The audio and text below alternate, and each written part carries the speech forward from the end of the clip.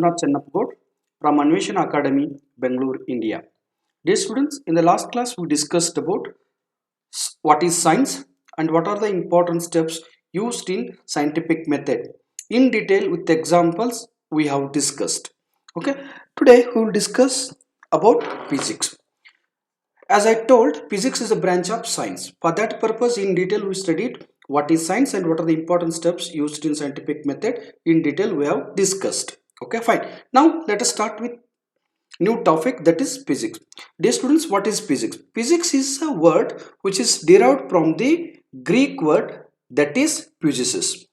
Physics word is derived from the Greek word. That word is nothing but physics is Greek word. That Greek word is physis. What is the meaning of this physis? Physis means nature. Okay, physics is a Greek word. Okay, where physis is nothing but nature.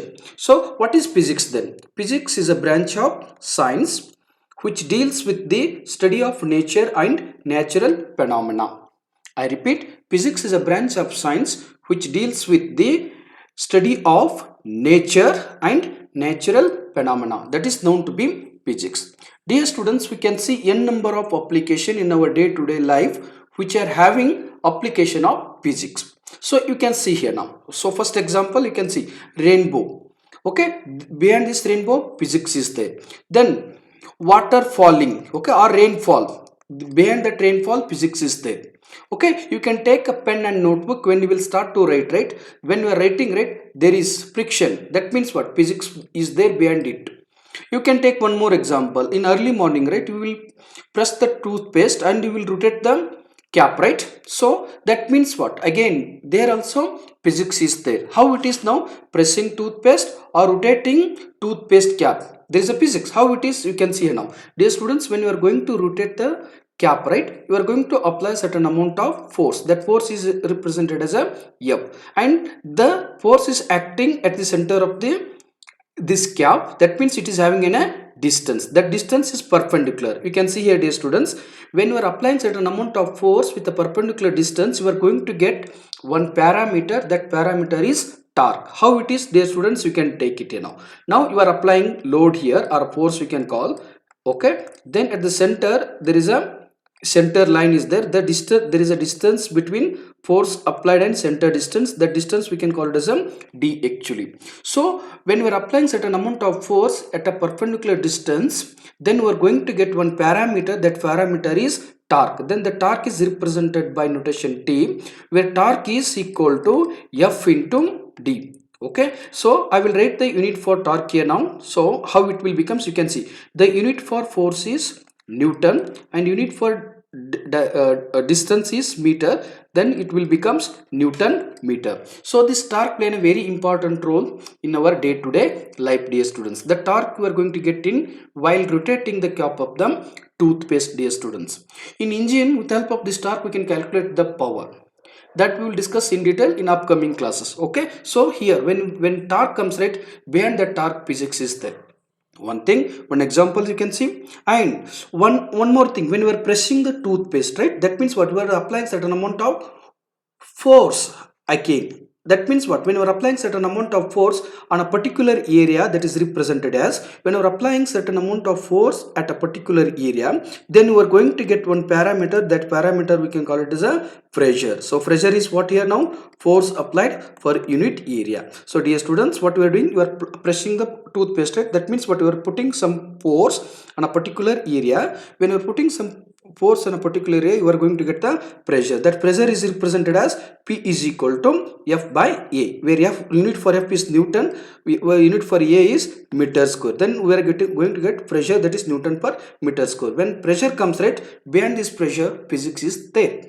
So like that you can take engine. When it comes to engine or a bus, or you can take a car or anything else, when you are going to burn some amount of fuel, right, that means what? You are going to converting chemical energy into heat energy. Then with the help of that heat energy, the bus will start to move from one place to another place. That means what?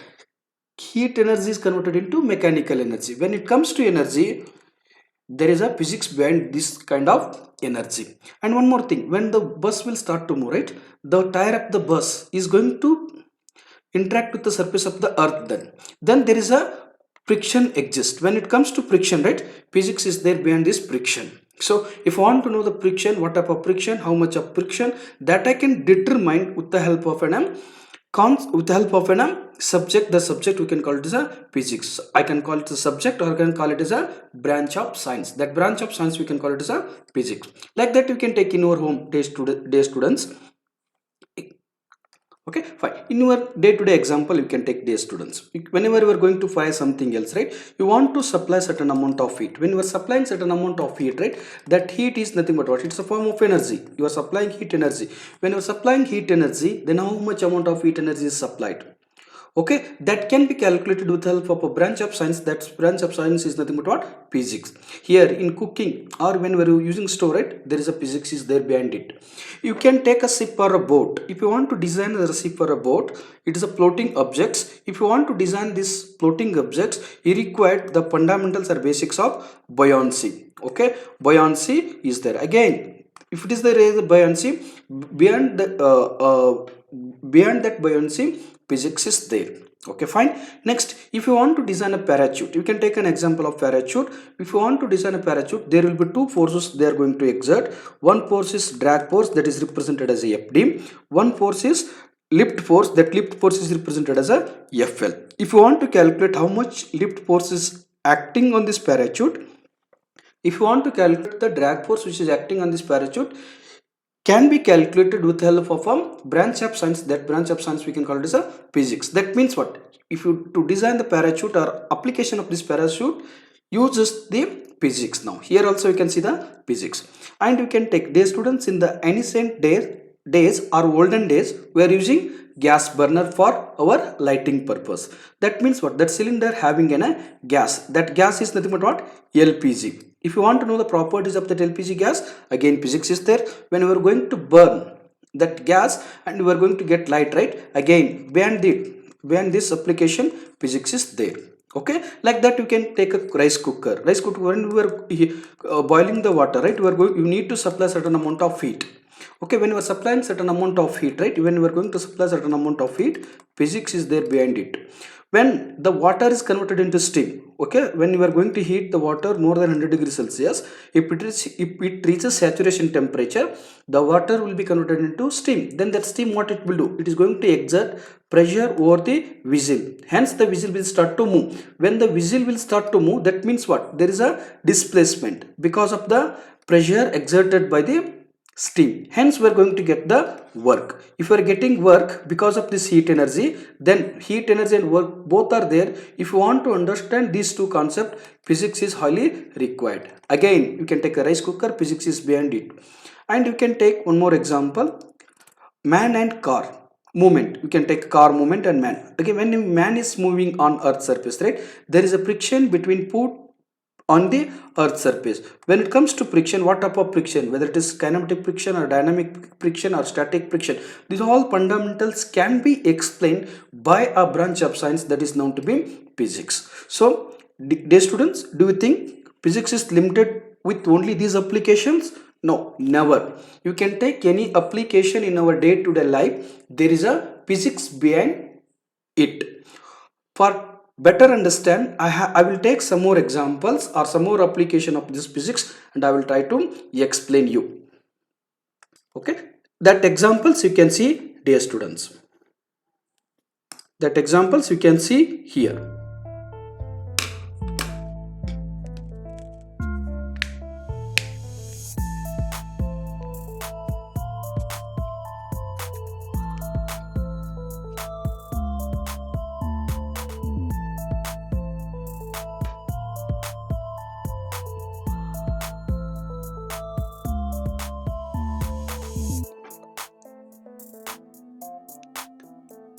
Okay, so here application of force, physics is there. You can take, if you want to lift the car with the help of this hydraulic lift, Pascal's law will be there because pressure will come. That is Pascal's law one application. Heat energy you are using for cooking purpose or your day-to-day activities, heat energy is there, again physics. If you want to construct the building, right, materials you are going to select different types of material. If you want to study about materials, again physics will play a very important role. If you want to do work, floor cleaning in your home, right? So you are applying certain amount of force to clean the floor. Again, you have to do some work, and to do that work you are applying certain amount of force. Again, force and work, this all will comes under what? Physics. Okay, so you can see here now the man is playing guitar. When he is playing guitar, right, that means what? There is a vibration. That vibration, if there is a vibration in the playing guitar, that means what? Vibration is nothing but physics. Okay, when he is going to lift certain amount of mass or a weight, right, when he is going to lift mass or a weight, that means what? It is a fundamental quantity.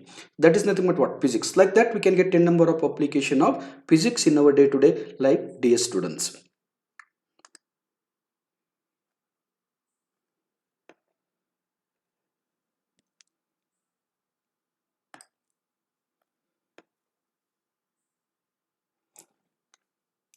Okay, now I will move towards next concept, that is unification and reduction. In physics we are having two important approaches. One is unification, another one is reduction, dear students. What is unification? Unification is nothing but a process of exploring many experiments or observation with the help of a single law. I repeat, unification is a process of exploring many experiments or observation with the help of a single law, that is known to be unification, dear students. How it is, that you can see here now. Unification, to understand the unification I will take some laws here. I will try to explain you. First I will try to take Newton's law. Okay, so Newton's mechanics or Newton's law, you can take. Newton unified celestial and terrestrial mechanics with a single law. He is going to explain the things which are happening on the earth surface. Things you can call it, we can call it event, you can call incident. They're happening on earth surface as well as in sky. Both are explained well with the help of a law. That law is nothing but what? Single law. That single law is nothing but what? Newton's law.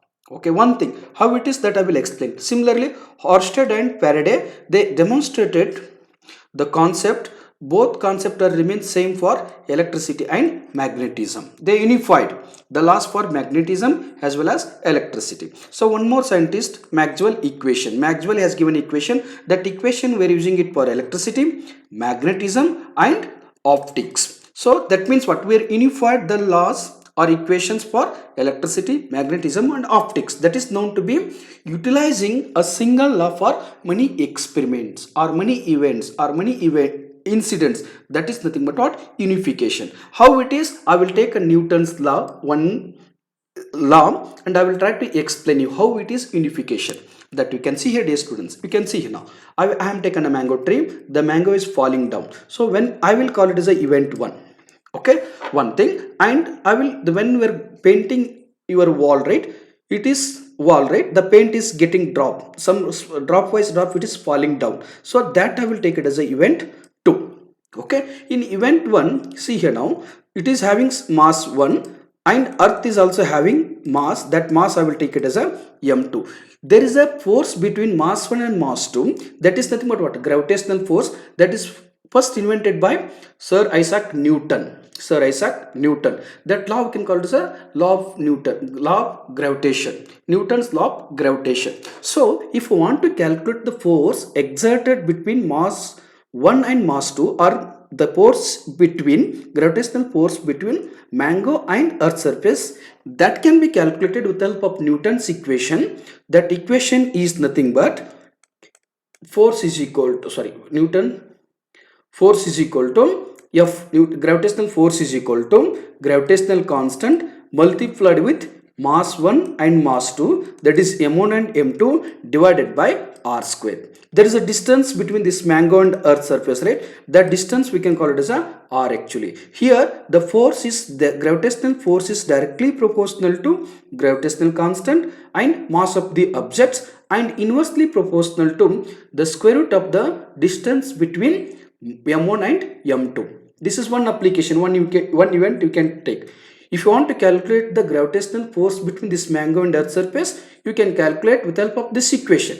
Similarly, when the paint is falling down, right, it is having a mass. That mass you can call it as a m1. And you can take a earth. It is having mass m2, then there is some force is going to act in between these two. That force is nothing but what? Gravitational force. Again, the gravitational force between this paint and earth surface, we can calculate with the help of an equation. That equation is F is equal to G into m1 into m2 divided by r square. Again, what we are doing now, here also we are applying Newton's law of gravitation. Here also we are using Newton's law of gravitation, but event may change here. Now you can take, this is event 1 and event 2, but what we are doing now, here you are putting event 1 and event 2 combined together. So for that purpose, it is very difficult for us to write a individual law, or it is very difficult for us to write the law for the all events which are happening in our day-to-day life. It's very difficult for us. For that purpose, scientists, what they have done, they observed 4 or 5 or 6 or 7 events, then they made a law, single law. With that single law is unified with all observations. Here like this. Now what you can take, now the single law is what? Newton's law of gravitation. So you are taking event 1 and event 2, you can calculate the force between these two with the help of single law. That means that n number of events are unified with what? Only one law, that is known to be unification. Okay, next, how it is that, to understand better, I will take two examples and I will try to explain you here. Now what is unification? Dear students, you thrown a stone, two stone you throw, stone 1 and stone you can take. So if you want to calculate the gravitational force between stone 1 and stone 2, you can assume this is what? M1 and it is M2. If you want to calculate the distance, gravitational force between these two, what we can do? We can use a Newton's equation, that is what? F is equal to G into M1 into M2 divided by R square. One thing, so the distance between these two is nothing but what? Center to center, you can take R. So one thing, if you want to calculate the gravitational force between this stone to earth surface, so earth surface mass, it is, we can take it as a m2, and stone surface, stone mass, we can take it as a m1. The force between m1 and m2 is nothing but what? F actually. That is nothing but what? Gravitational force. That gravitational force is first invented by Sir Isaac Newton. Okay, if you want to calculate that force, you can use an equation. That equation is F equal to G into m1 m2 divided by r square. That means the gravitational force is directly proportional to gravitational constant and mass of the two objects, and inversely proportional to the square root of the distance between two objects or two masses. That is known to be gravitational universal law. Okay, one event you can take here. One event when you throw two stones. Okay, so if you want to calculate the gravitational force, you can use this equation. One thing, and you can say, you can take a mango. When mango is falling down, right? If you want to calculate the at what forces mango is getting fall, that can be calculated with the help of what? The same equation, that is what? Newton's law of gravitation. But means what? Here it is event 2. So both event 1 and event 2, you are using same law or single law. That means what? Unification. So this with the help of this equation, where F is what? Gravitational force, G is the gravitational constant, M1 and M2 are the mass of the two objects, where R is the distance between two masses. This is nothing but what? Newton's law. You can take one more example, dear students. I will take here event 1 or incident 1 or experiment 1 you can call. Here I will take ambulance experiment 2, cricket playing event 1 or incident 1, and ambulance we can take it as a event 2. Okay, so now when we are hitting the ball, right, cricket ball, it will try to move a distance. Okay, when we hit the ball, cricket ball came to this particular position and it is having a distance x. If we want to calculate the distance x, we can use an equation. That equation is x is equal to vt plus half at square. With the help of this equation, I can calculate at what distance that ball is moved. This is event 1 or incident 1 or experiment 1. Similarly, the same equation I can use to calculate the distance moved by the ambulance. So when ambulance, assume that ambulance is moved for a particular distance x. If I want to know the distance of ambulance moved by, ambulance moved can be calculated with the help of an equation x equal to vt plus half at square. That means to measure the distance of the ball moved, to measure the distance of the ambulance moved can be calculated with the help of a single equation. That equation or law you can use here, that is x is equal to vt plus half at square. If you are using single law to describe or to explain or to explore. If you are using a single law, that is known to be unification, dear students. That is known to be unification, dear students. Okay, like this. You can consider some more examples. Okay, you can consider some more examples here, dear students. We know already law of conservation of energy. What is law of conservation of energy? We know energy cannot be created, cannot be destroyed, but we can transfer from one form to another form. You can take a pendulum example. Here, when your pendulum, when the ball is moved for this particular point, right? So then it is having a potential and leave it kinetic energy. Potential energy is converted into kinetic energy. That means what? You are not creating energy, but you are converting energy from potential to kinetic. So law of conservation example, you can take water dam and hydro power station or hydroelectric power plant. You can take when water is stored in the dam, right? So that is having an energy, that is potential energy. When we are going to when we are allowing to move that water, right, that potential energy is going to converted into kinetic energy. Now what actually happening here? Now potential is getting converted into kinetic energy. That means what? Law of conservation of energy. Energy is just you are transferring. Okay, kinetic. When the water hits the turbine, right, then shaft will start to turbine, shaft will start to rotate. That means what? Kinetic energy is converted into mechanical energy. So once the mechanical shaft is connected to electrical generator, then mechanical energy is converted into electrical energy. That means what? There is a conversion of energy from one form to another form. This is application of what? Law of conservation of energy. Event may be different. Here it is a pendulum, here it is a hydroelectric power plant. But these all things we are going to explain with the help of a law that lies nothing but what? Law of conservation. That means what? These all events we are going to unify. You can take a photosynthesis. Here, photon energy is going to convert it into food energy or glucose energy. Again, it is what? This is explained on the basis on the law that lies nothing but what? Law of conservation of energy. You can take a man when he is going to eat and he is going to do his excreta, which is coming out, right? That means what? Energy in and energy out. That means what? He is not at all creating, but he is converting one form food energy into heat energy into mechanical energy. This is also one kind of what? Application of law of conservation of energy. Dear students, that means event 1 you can take, incident 1 you can call, event 2, event 3, event 4. These all are different events or different observations or different experiments, but these all are explained with the help of a single law that lies nothing but what? Law of conservation. That means if you are explaining many events or happenings or incidents with the help of single law, that is known to be unification. That is known to be unification. These all are the best example for what? Unification, dear students. Okay. Okay, like that you can take some more examples of what? Heat transfer. Okay, heat transfer. Dear students, you can take a heat transfer. Human body is sitting on a bench. When it is human body, right, the heat from human body is getting transferred into three ways. One is conduction, radiation, and it is convection. Heat is getting transferred. First I will discuss with the conduction. So if the heat is getting transferred from P to the earth surface, that is conduction.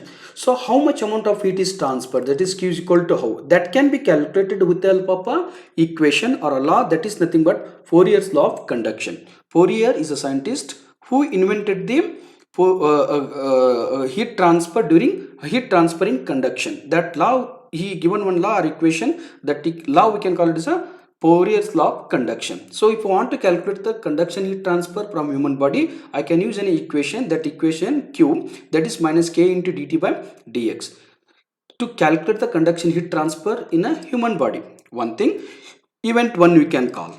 Okay, similarly you can take an event 2. Assume that, dear students, there is a hot copy at a temperature of 70 degrees Celsius. Then when we are going to expose that hot copy to the atmosphere, right, initially what will happen? The heat is going to getting transferred into the wall of the teacup. So that means what? I will take it here now. This is a wall of the teacup. It is a metal, made up of metal. Then what actually happening now? Heat is getting transferred. If heat is getting transferred through a metal body here now, conduction heat transfer is getting takes place. Then how much amount of heat transfer takes place? That can be calculated with the help of a law that lies nothing but what? Fourier's law of conduction. Like that you can take a engine, dear students. When it is heat is generated inside the engine, right, the heat is going to transfer across the cylinder. That cylinder is nothing but what? It is made up of metal. If the heat is getting transferred through this metal, that means what? Heat is getting transferred one part to another part of the substance where the molecules are at rest, but they may vibrate, they will not alter their position. If the heat transfer takes place in that fashion, we can call it as a conduction heat transfer. That heat transfer, how much heat is getting transferred, that can be calculated with the help of a single law that is known to be Fourier's law of conduction. So that means, dear students, you can take any examples or any events or experiments. If you want to calculate the conduction heat transfer, then you have to use only one law, that is Fourier's law of conduction. One thing. Similarly, you can take a convection. Convection heat transfer is nothing but what? That means what heat is getting transferred from body to the surrounding through a media. That means what? Air will absorb the heat and it will go out. If the heat is getting transferred from body to the surrounding with the help of media, that we can call as a convection heat transfer. That convection heat transfer is well explained or invented by a scientist. That scientist we can call it as a Newton's. That he has given a law to determine the convection heat transfer. That law we can call it as a Newton's law of cooling. What is that? Q is equal to HA into delta T. Here conduction, Q is equal to minus Ka into dt by dx. Okay, fine. So here, if you want to calculate how much amount of heat is transferred to the air, that can be calculated with the help of a equation or a law, that is nothing but what? Newton's law of cooling or Newton's equation. One example, you can take it here. Here also hot copy. When hot copy is, heat is getting transferred from hot copy to the surrounding, right? How much amount of heat is transferred? That can be that is nothing but what? Convection heat transfer. That can be calculated with the help of a law, Newton's law of cooling. Like that, we can take any examples. If the heat is transferring in a media, that can be calculated with the help of only one law, that is nothing but what? Newton's law of cooling. Similarly, Stefan-Boltzmann law also. If you want to calculate the radiation heat transfer for any applications, you are using only one law, that is known to be Stefan-Boltzmann law. These all are nothing but what? We are doing? We are calculating the different modes of heat transfer with a single laws. Conduction, Fourier law; convection, Newton's law; radiation, Stefan-Boltzmann law. That means what? We are unified the laws for many events. That is known to be unification, dear student. Like that, you can take any, you can get n number of, you can take any applications. Solar radiations, Stefan-Boltzmann examples you can take. Again, radiation, conduction, convection, both radiations will come. Again, we are using Fourier's, Newton's and Stefan-Boltzmann law. You can take ironing, you can take a human body, you can take a water heater, you can take a power plant, you can take oil engine or cooker. Like that, you can take n number of applications, or you can take any events, or you can take any observations. What we are doing? We are unifying the laws to determine the to get our requirement. That is known to be unification, dear students. Thank you. You can see some more examples. Dear students, please, herewith I request you to subscribe my channel. Okay, do share, like and comment. Your encouragement will be helpful for me to do more and more video for you. Okay, please don't forget to subscribe my channel. Okay, to understand better, I will show some more examples and I will stop this class today.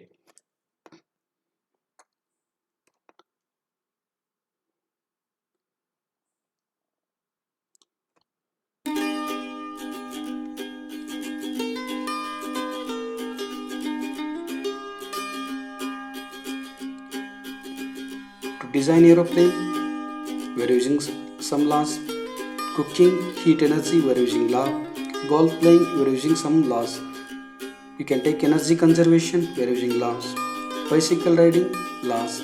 Bus, we are using laws, single law. So many events may be more, but many events we are going to unify with one law, that is known to be unification, dear students. What is unification?